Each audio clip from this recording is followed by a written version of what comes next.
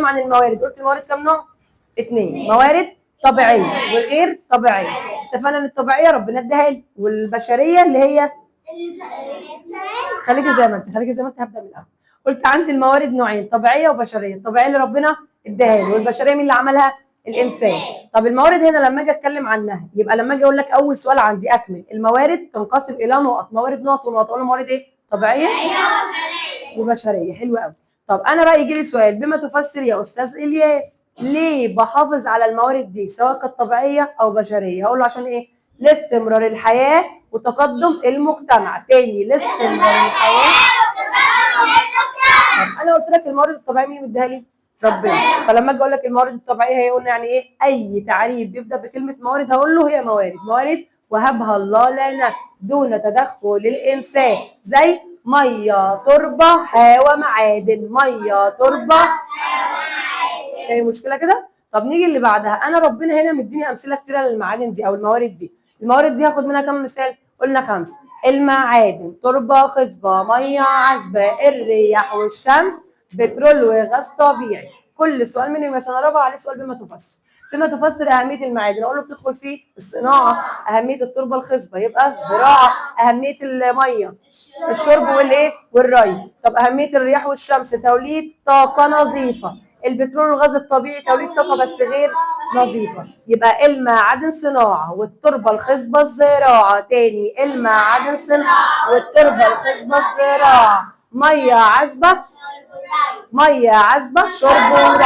رياح وشمس تولد طاقه نظيفه. بترول وغاز طبيعي غير نظيف. يبقى الاثنين بيولدوا ايه؟ طاقه. طب لما اجي هنا يا نورين واقول لك انواع الموارد الطبيعيه بقى، احنا قلنا الموارد بس طبيعيه وغير طبيعيه، اللي هي بشريه، طبيعيه وبشريه. طب انا عندي هنا الموارد الطبيعيه نفسها يا سيليا بتنقسم لايه؟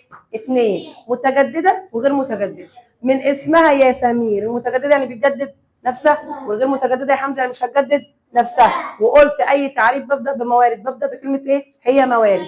طب المتجدده هقول له عباره عن ايه؟ 3 صفات. موارد طبيعيه تتجدد باستمرار غير قابله للنفاذ. يعني مثلا بصحى الصبح بلاقي الشمس موجوده، ايوه. بصحى الصبح الاقي الرياح موجوده، ايوه، اللي هو الهواء اللي بشمه. طب انا عندي هنا دول طول ما بصحى الصبح بلاقيهم موجودين، يبقى هم بيجددوا ايه؟ باجي فيهم الاقيها خلصت؟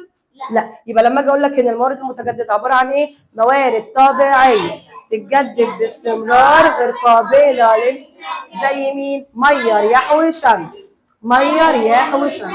طب نيجي للثانيه الغير متجدده، عكس اللي انا قلته هنا، بس الاثنين طبيعيه. هبدا برضو الطبيعيه، اقول له يا ياسين موارد طبيعيه غير قابله للتجديد وقابله للنفاذ. غير قابله للتجديد وقابله زي مين؟ فحميه، بترول، معادن. فحميه، بترول، معادن. يبقى لما اجي الخبطك يا ياسين واقول لك الفحم غير متجدد ولا متجدد؟ غير متجدد. الفحم غير متجدد. المعادن غير متجدده. الشمس، الرياح، الميه.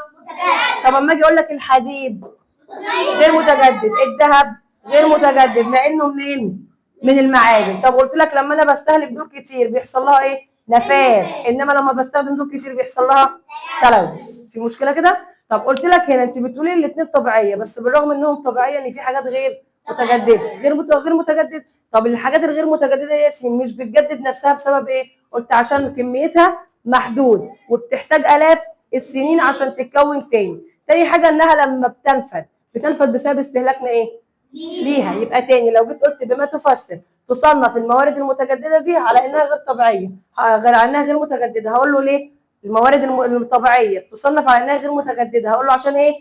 موجوده بكميات ايه؟ محدوده في الارض. تاني موجوده بكميات محدوده. تاني موجوده بكميات محدوده وبتحتاج لالاف السنين. تحتاج لالاف السنين علشان ايه؟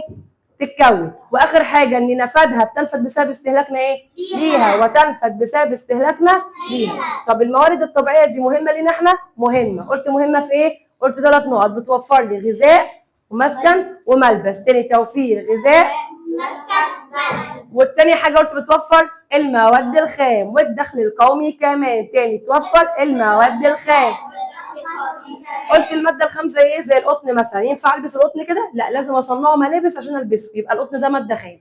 طب الحديد ينفع ابني بيه بيت كده؟ لا، لازم اصنعه حديد عشان خاطر ايه؟ ابني بيه البيوت بتاعتي. يبقى الماده الخام عندي ايه؟ ما ينفعش استخدمها كده، فالماده الخام بتدخل في ايه؟ في الصناعات. يبقى لما اجي اقول يا اياد اكمل، الماده الخام تدخل في ايه؟